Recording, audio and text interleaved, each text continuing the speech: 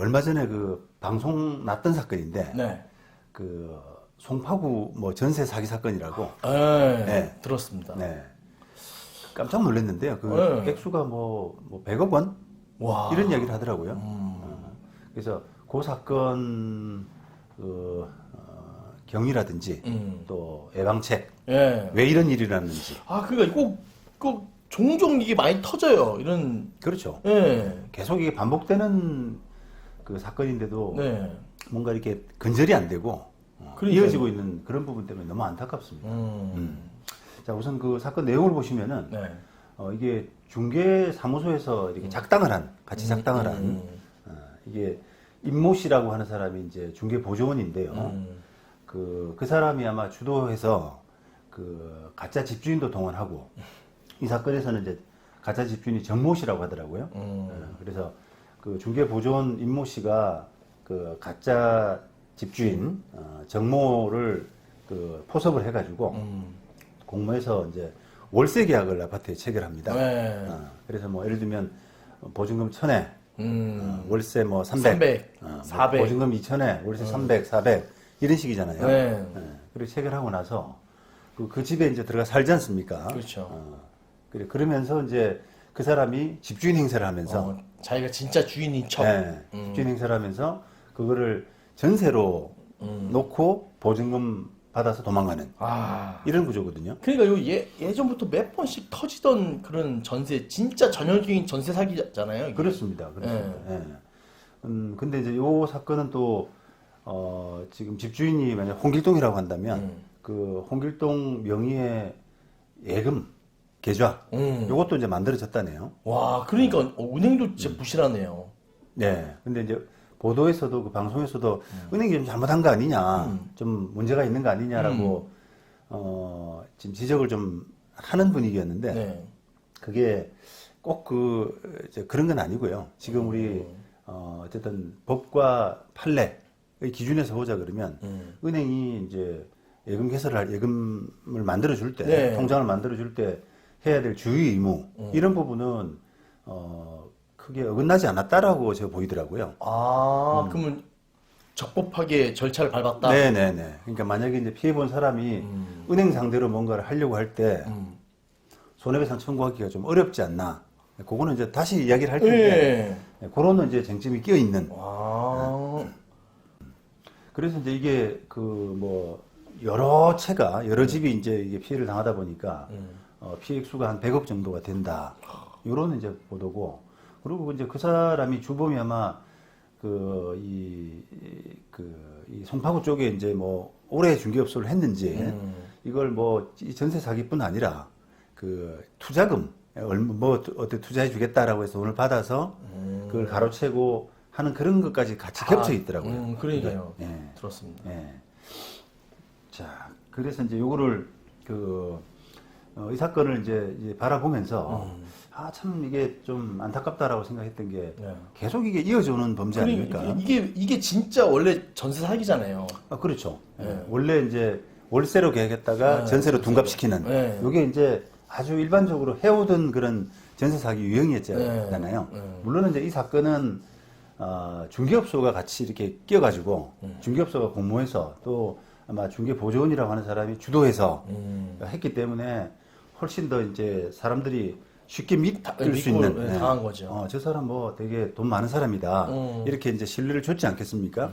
그러다 보니까 이게 피해 액수가 굉장히 큰 사건인데 뭐 그런 걸 고려하지 않더라도 일반적인 그 전세 사기 사건에 월세를 전세로 둔갑시키는 그런 일반적인 유형이거든요. 그래서 이런 사건이 이제 계속 일어나고 있다는 자체가 너무 좀 답답해요. 그러니까요. 그 매번 저도 관심 있어서 듣는데 매번 잊을만 하면 터지고 네. 월세 전세로 둔갑하고 네. 어떤 사람은 어떤 집을 다 월세로 계약한 다음에 전세로 해가지고 날르고 네. 뭐 많잖아요. 네. 그래서 이 말씀 잘 하셨는데 네. 이 사건도 이제 월세로 계약해서 뭐 전세로 받아서 싹 뽑아서. 그 보증금 편취하는 그것뿐 아니라 전세 계약서를 이제 만들어서 그거를 또 은행에 대출로 잡혀서요. 대출금까지 편취한 거예요. 은행도 당했네요. 그렇죠. 음. 네, 네. 그러니까 이제 그런 뭐 아주 광범위하게 사기를 쳤는데, 자 이게 이제 그 아까 말씀드린 것처럼 사건도 좀 많았고, 또 그 사건들 때문에 이 나중에 이제 문제가 되게 되면 중개업소에 대한 어떤 손해배상 부분까지도 문제가 되잖아요. 그러겠죠. 그런 사건들이 굉장히 많이 있습니다.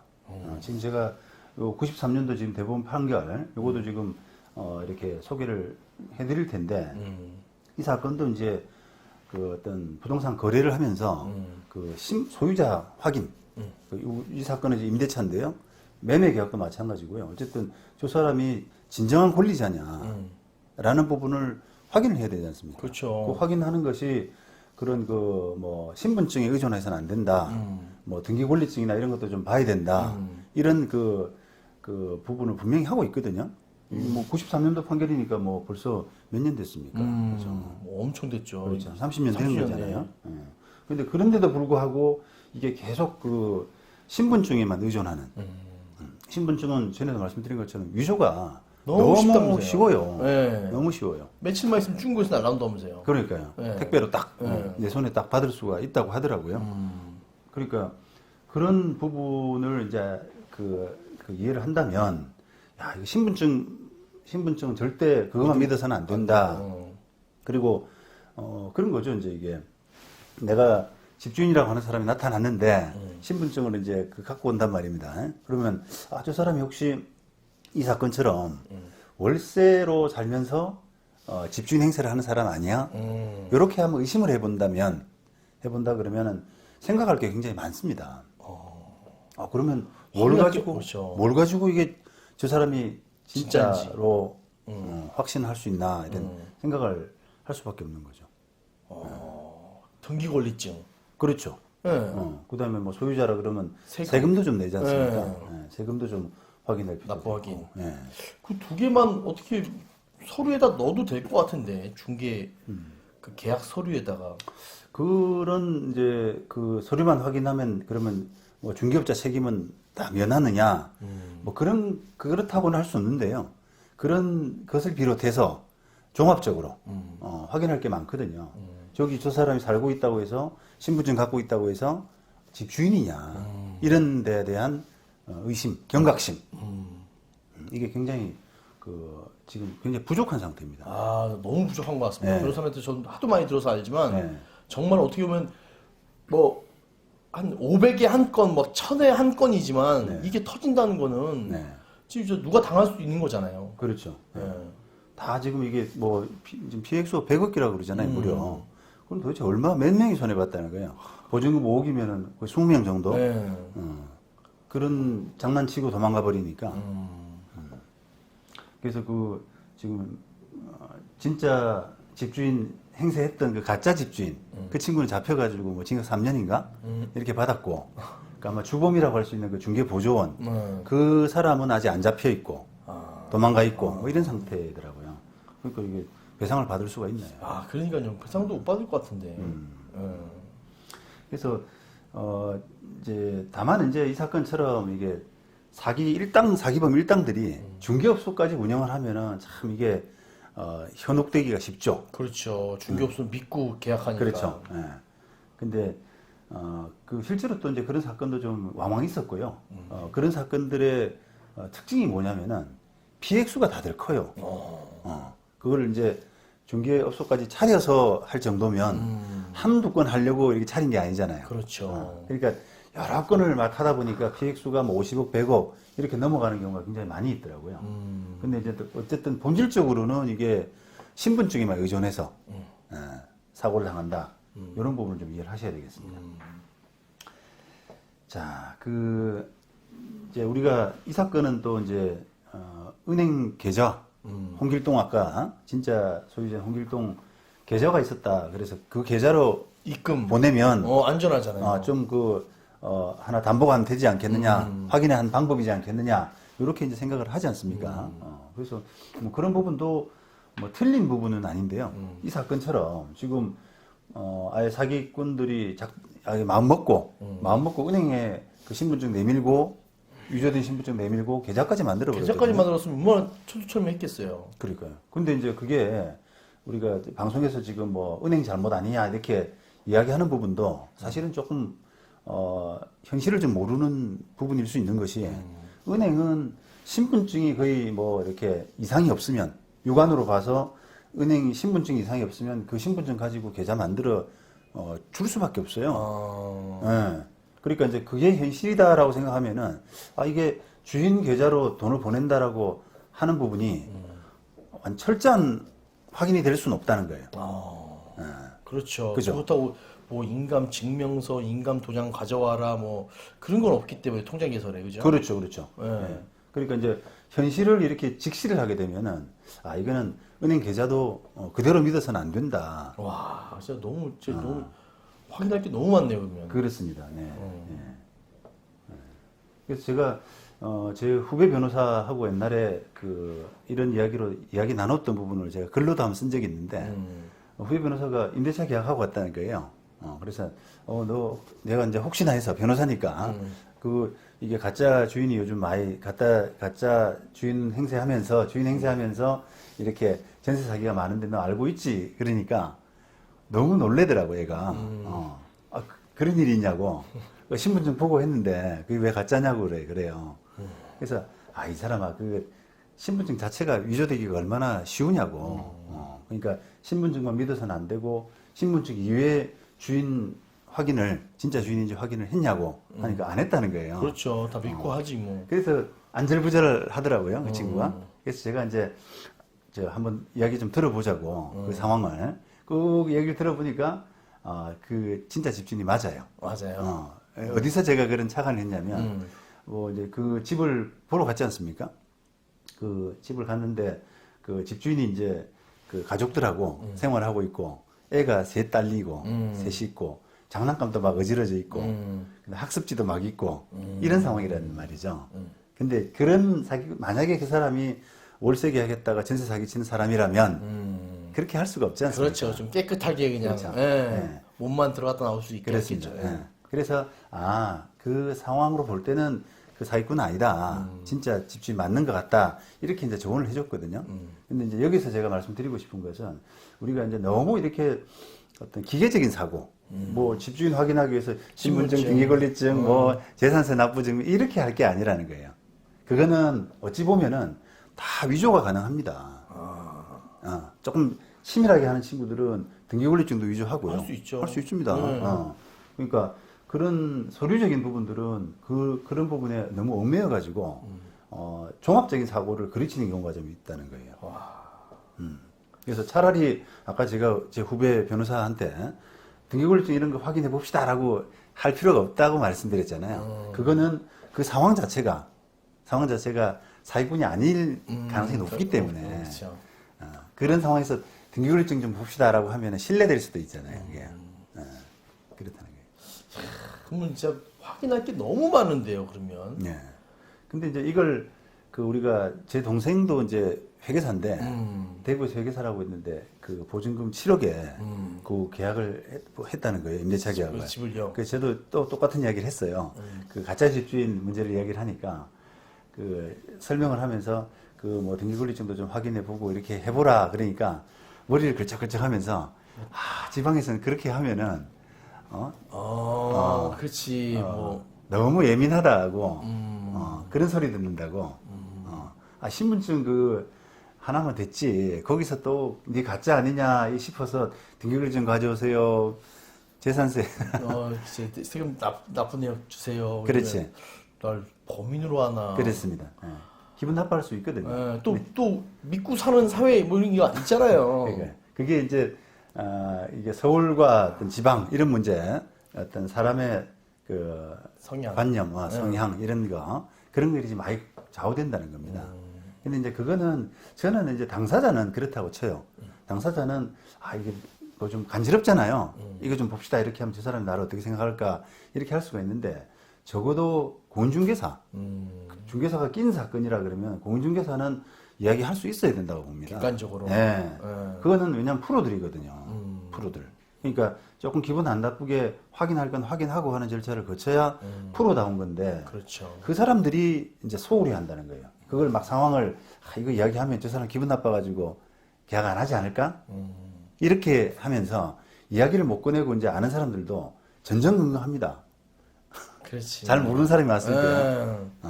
그리고 그 주인이 약간 울고락부락 하면 말하기도 좀 미안하고. 그렇죠. 아, 이거 뭐 바쁘다 그러고 막 그러면. 전세 너무 싸게 내놨는데 내가 안 할까 보다 이러면서 이렇게 하면은 마음이 이제 그 이야기할 수 있는 상황이 잘 안 된다는 거죠. 그런데 이제 그렇기 때문에 우리 사회 구조가 지금 시스템이 그만큼 허술한 거예요. 그래서 사고가 참 많이 일어납니다. 그러니까요. 네. 진짜 때 되면 일어나는 게 이 전세사기 같아요. 네. 그럼 좀 뭐 이렇게 보완책이나 뭐 이런 건 좀 없습니까? 방지할 수 있는 100% 방지는 안 되겠지만 그래도 예. 뭐 지금으로서는 어쨌든 이렇게 아까 제가 종합적인 어떤 확인, 어떤 서류에만 국한하지 말고 조금 더 폭넓은 종합적인 확인이 필요하다 이렇게 말씀드렸고요. 제가 그 예전에 칼럼 쓸 때도 이게 워낙 사고가 많이 일어나니까 이제는 그러면 그냥 개별 중개업소에 맡겨 놓을 게 아니라 아예 입법적으로 법을 좀 고쳐서 제가 생각했던 거는 중개 그 대상물 확인 설명서 있지 않습니까? 네.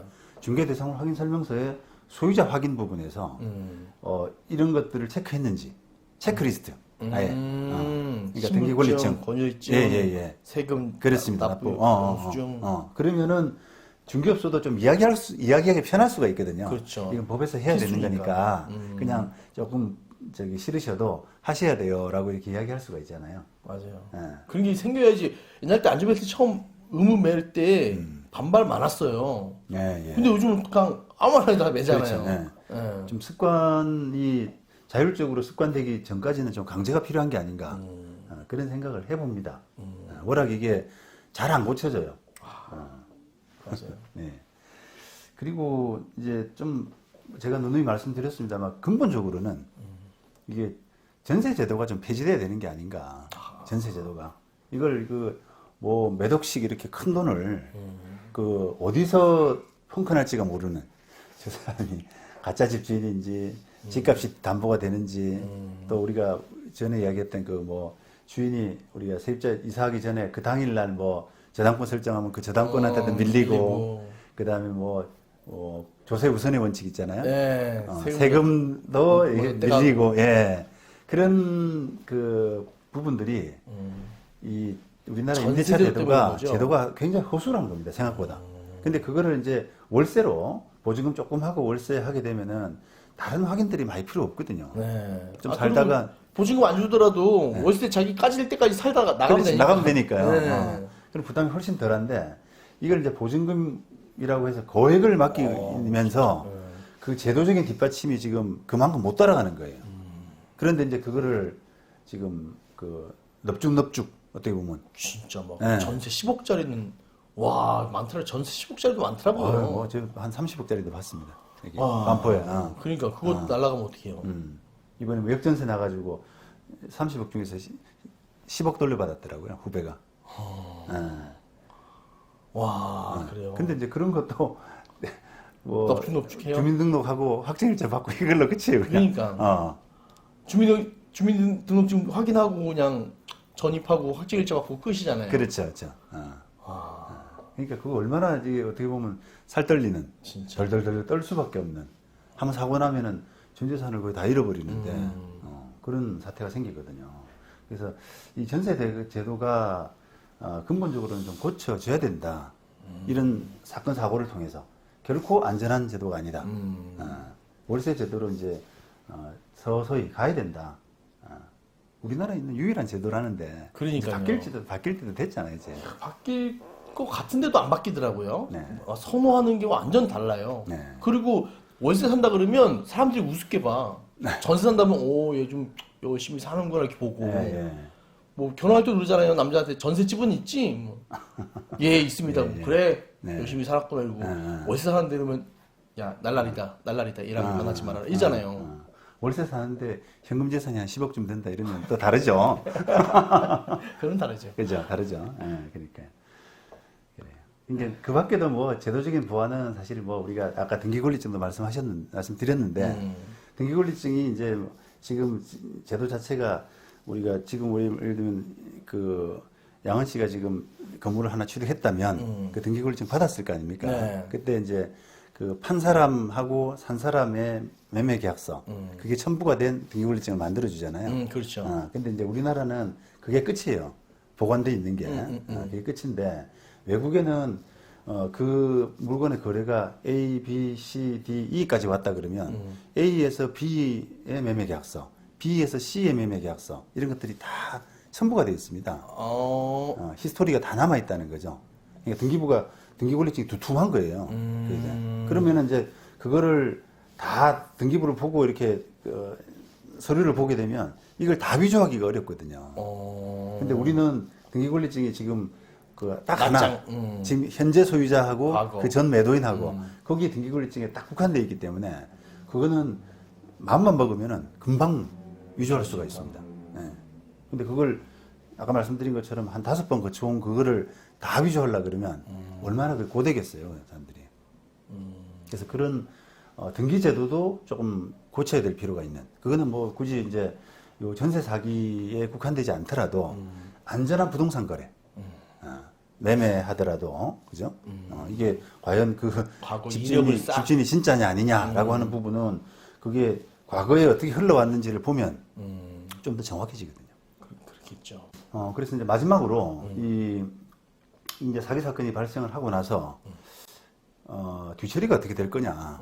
이제 소송 같은 거죠. 그러니까요. 분쟁. 이런 부분을 한번 좀 보실 필요가 있는데 우선 그 방송에도 나왔던 것처럼 진짜 집주인이 너무 황당해하는.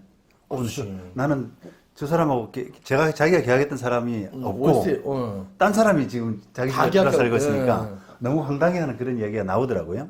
근데 그런 부분에서 세입자가 내가 어쨌든 피해자다. 나는 이 집에서 비워줘야 된다라는 부분을 그렇게 될 수밖에 없어요. 그렇죠. 구조가. 그러겠죠. 그래서 나가야죠. 그걸 순순히 비워주게 되면 소송이 필요 없는데